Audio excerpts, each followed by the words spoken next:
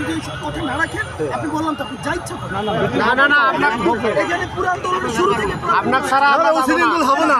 আপনাদের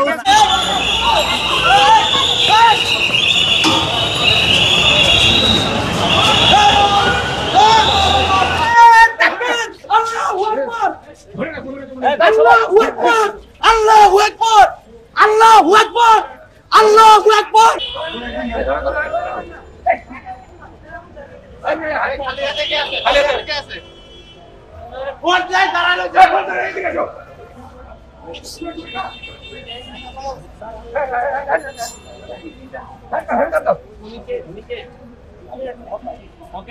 ছাত্র সমাজ আবারও নতুন করে উত্তাল হয়েছেন। হাসনাত আব্দুল্লাহ আবারও নতুন করে মাঠে নেমে ঘোষণা দিয়েছেন সেই গাজীপুরে এই ছাত্র মারা যাওয়ায়। এদিকে এমন কি ঘটে গেছে যে হকার সাইফুলকে গ্রেপ্তার করলেন পুলিশ, এমন মন্তব্য যা আমরা আগে কখনো দেখি নাই। হকার সাইফুল বিভিন্ন সরকারকে বিভিন্ন প্রতিষ্ঠানকে নিয়ে বিভিন্নভাবে কথা বলে আসছিল, হঠাৎ আজকে তাকে গ্রেপ্তার করা হয়েছে। এদিকে নতুন করে হাসনাত, সার্জিস এবং নাহিদের নামে যে উক্তি উঠিয়েছে ৬২ কোটি টাকা খেয়ে ফেলেছেন এমন মন্তব্য করেছেন তারেক এমন তথ্য কোথায় পেয়েছেন যা আমরা এখনও খুঁজে বের করতে পারছি না। আসলেই কি বর্তমানে নাহিদ এবং বর্তমানে সার্জিস এত টাকা খেয়েছে? চলুন দেখে আসি কীভাবে অ্যারেস্ট।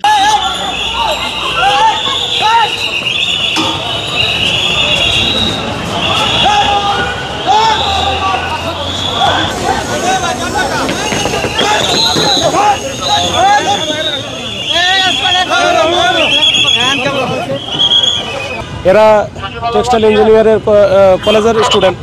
আমি চাইছিলাম ওদের সাথে কথা বলে এটা নেগোসিয়েশন করে তাদেরকে সচিবালয়ের ভিতরে যদি আমি সচিব মহোদয় বা কারোর সাথে কথা বলা দিতে পারি, এটা নেগোসিয়েশন হলে ওদের জন্য ভালো, আমাদের জন্যও ভালো।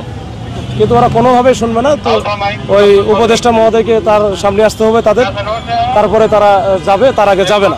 তো এরকম একটা অবস্থা যখন বেশি অ্যানয়েড হয়েছে তখন আমরা পানিটা মেরে জাস্ট ডিসপার্সের জন্য, যে স্টুডেন্ট মানুষ যারা ডিসপার্স হয়ে যেন চলে যায়, এটা হচ্ছে আমার দায়িত্ববোধ থেকে করছি। কোন অবধি কতজনকে গ্রেপ্তার করতে সক্ষম হয়েছেন আপনারা?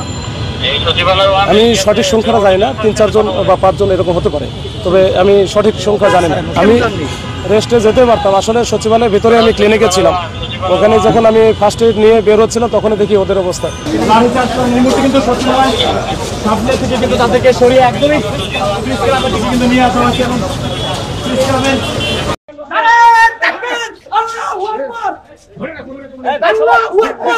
আল্লাহু আকবার, আল্লাহু আকবার, আল্লাহু আকবার।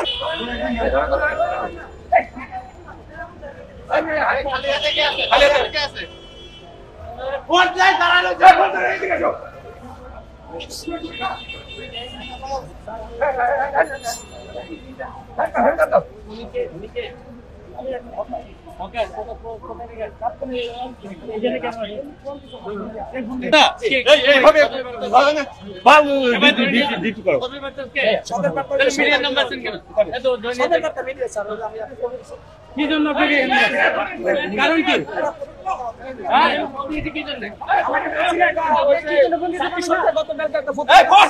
জাতিসংঘ প্রতিবেদন আপনি কি করবেন? আপনারা মন্তব্য করেন সাধারণ মানুষের পক্ষে।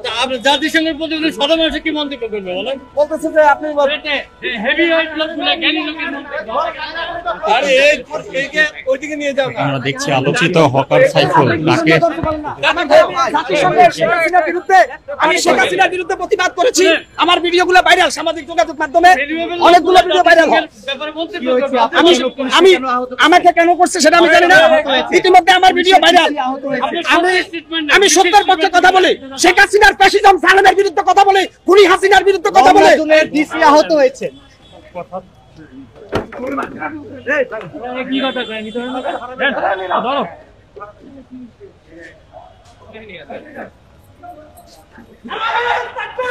আল্লাহু আকবার, নারায়ে তাকবীর, আল্লাহু আকবার, নারায়ে তাকবীর, আল্লাহু আকবার, আল্লাহু আকবার, আল্লাহু আকবার, আল্লাহু আকবার, আল্লাহু আকবার।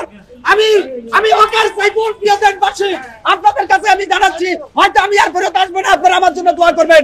আমি সত্যের পক্ষে কথা বলেছি। আমি হকার সাইফুল দেশবাসী, আমার নাম হকার সাইফুল, আমাকে সবাই ছিল বাংলাদেশের মানুষ। আমাকে কেন গ্রেফতার করছে আমি জানি না। আমি গতকালকে হাসিনার বিরুদ্ধে জাতিসংঘ একটা প্রতিবেদন দিয়েছে, তার জন্য আমি প্রতিবেদন দিয়েছি। আমি কাউ কিছু করিনি। আমি একটা ভিডিও দিয়েছি গতকালকে সচিবালয়ে গিয়ে সে আমার ডিসি স্যার এবং চিফকে আঘাত করে, তারা আঘাত করছে। উনি তো সবসময় অন্যায়ের সাথে তো কথা বলে, অন্যায়ের বিপক্ষে কথা বলে। এদিকে আপনারা হকার সাইফুলকে গ্রেপ্তার করার দৃশ্য দেখেছেন এবং সরাসরি উনি কি বলছেন, আল্লাহ হাফেজ স্লোগান মারছেন পুলিশে ধরার পরেও। তবে বর্তমানে যে কথাটি সবচেয়ে বেশি গুরুত্বপূর্ণ হয়েছে যে নাহিদ এবং সার্জিস, এদের আসিফ, এদেরকে যে তথ্য তুলে ধরেছেন, এই তারেকে কি এমন তথ্য দিলেন যে তারা ৬২ কোটি টাকা আত্মসাৎ করে তারা পদ থেকে সরে যাচ্ছে, এমন মন্তব্য করেছেন। সেই মন্তব্যের প্রেক্ষিতে বর্তমানে বাংলাদেশে হাসনাত আবদুল্লাহ ভিডিওর শেষ অংশে কি বলেছেন তারেককে নিয়ে, যা শুনলে আপনারা অবাক হয়ে যাবেন। চলুন আমরা চলে যাই তারেকের কাছে। আরে ভাই, 6 মাসে টেলিটকের যে সিম, এদেরই তো উন্নতি করতে পারেন নাই। আপনাকে কেন ইন্টারনেটের বিল বাড়াতে হলো? একবার দায়িত্ব নিয়েছে 6 মাস ধরে খাবেন বলে, আবার এখন দায়িত্ব ছাড়ছেন সামনে 5 বছর খাওয়ার জন্য। আপনাদেরকে একটা প্রশ্ন করব, আম মজুদ হয় না, পচনশীল জিনিস, তাই না? আঙ্গুর মজুদ হয় না, পচনশীল জিনিস, কিন্তু আলু মজুদ হয়, গাজর মজুদ হয়, টমেটো মজুদ হয়, পেঁয়াজ মজুদ হয়। আপনারা কোনোদিন শুনেছেন যে টিকিট মজুদ হয়? টিকিট মজুদের কথা কোনোদিন শুনেছেন? এখন এসে এই আলু সবজির মতো টিকিটও মজুদ হচ্ছে এবং টিকিট মজুদ করে দাম বাড়িয়ে দেওয়া হচ্ছে।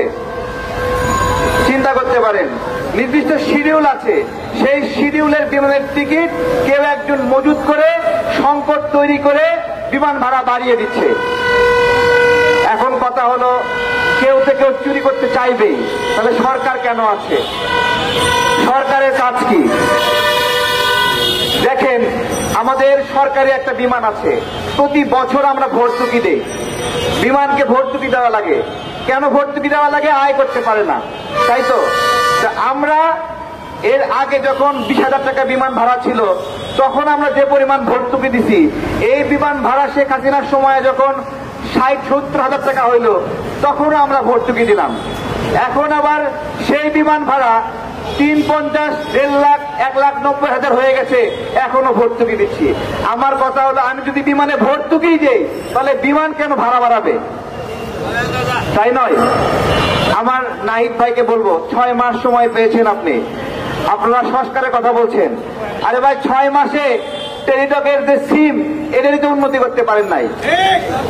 টেলিটকের সিমে নেটওয়ার্ক পায় না, তাহলে আপনি আপনার উপর যে কাজ ছিল সেই কাজ বাদ দিয়ে কোন আজগবি কাজে আপনি ব্যস্ত ছিলেন যে টেলিটকের জন্য আপনি উন্নয়ন করতে পারেন নাই? আপনাকে কেন ইন্টারনেটের বিল বাড়াতে হলো? আমাদের আসিফ মাহমুদ ভাইয়ের উপর একটা দায়িত্ব ছিল, উনি কথা দিয়েছিলেন রানা প্লাজার ক্ষতিগ্রস্তদের জন্য উনি কিছু করবেন। 108 কোটি টাকা শেখ হাসিনা চুরি করেছিল, প্রধানমন্ত্রীর দপ্তর থেকে সেই টাকা উদ্ধার করে রানা প্লাজার ক্ষতিগ্রস্তদের দিবেন। আমাদের আসিফ মাহমুদ ভাই সেই ক্ষতিপূরণ আদায় না করে উল্টো ওই শ্রম মন্ত্রণালয়ের দায়িত্ব ছেড়ে দিয়ে দিলেন। আমার কথা, আপনি কি সংস্কার করবেন? আপনারা একটা একটা করে দায়িত্ব ছেড়ে দিচ্ছেন, আবার শুনছি আপনারা নাকি 2 জনে দায়িত্ব ছেড়ে দিবেন। আমার কথা হলো, দায়িত্ব যদি ছেড়ে দিবেন, দায়িত্ব ছেড়ে দেওয়ার উদ্দেশ্য কি? দায়িত্ব নেওয়ার উদ্দেশ্য কি? আপনি দায়িত্ব নেওয়ার উদ্দেশ্যও ছিল ক্ষমতা, দায়িত্ব ছেড়ে দেওয়ার উদ্দেশ্যও ক্ষমতা, দুইটাই ক্ষমতার উদ্দেশ্যে।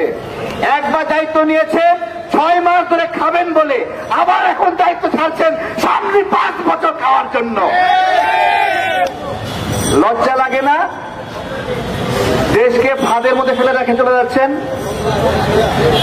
দেশকে বিপদের মুখে ফেলে রেখে চলে যাচ্ছেন। ছাড়বেন কেন? ক্ষমতা ছাড়লে নিয়েছেন কেন? আমাদেরকে সেনানিবাসে ডেকেছিল কয়েকজনকে, যারা আমরা এই গণ অভ্যুত্থানে নেতৃত্ব দিয়েছিলাম। কথা না রাখেন, আপনি বললাম তো, আপনি যা ইচ্ছা করেন। না, আপনার এখানে পুরো আন্দোলনের শুরু থেকে আপনার ছাড়া আমরা উশৃঙ্খল হব না, আপনাদেরকে নিয়েই যাব আমরা, আপনাদেরকে নিয়েই যাব আগাবো। আমরা আপনাদের দিক নির্দেশনায় আমরা কাজ করবো।